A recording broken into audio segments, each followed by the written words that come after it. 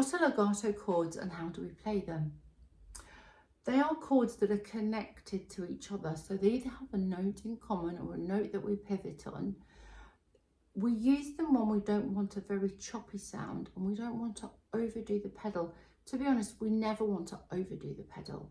So we don't really want to be using a pedal where we don't need to create legato. We create the legato ourselves and then we add the pedal for colour.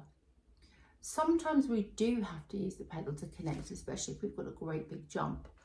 But there are plenty of places on the piano where it's necessary for us to not have a lot of pedal and we can create this legato feeling. So I'm going to take three chords rather in this piece. We're looking at bar 1, 2, 3, 4 in this sonatina in A minor. And what we've got is a fingering of 5, 3, 4, 1, 3, 2. Now that enables me to connect at the top and at the bottom. So I drop into the first one, I don't let go until I put this chord down. And if I use 4 and 1 as is advised here, connect, and then I'm going to go to 3, 2, so I'm going over the top there.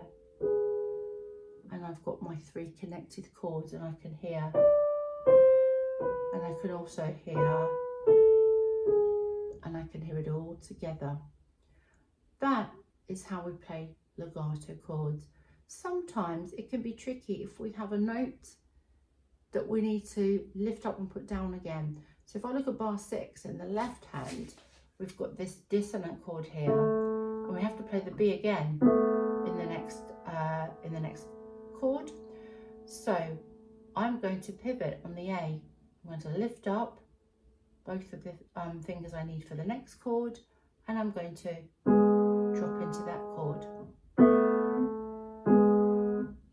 And if you're trying to reach black notes from white notes, make sure that you are far enough in, that you're not trying to go from here, because then it will be impossible to make the connection. We can't connect the B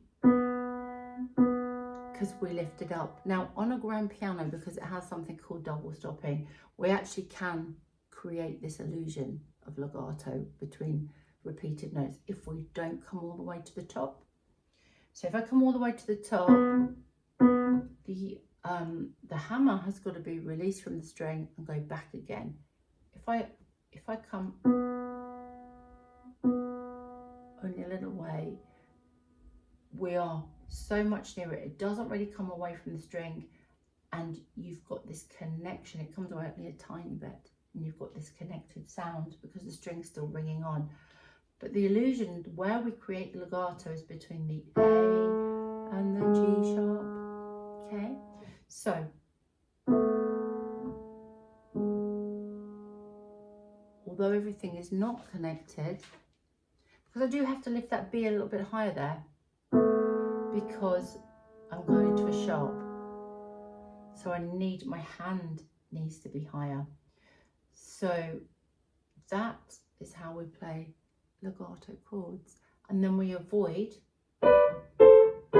this effect and we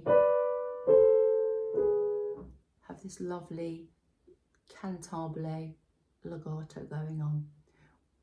So we're bringing out the tune notes and connecting them together.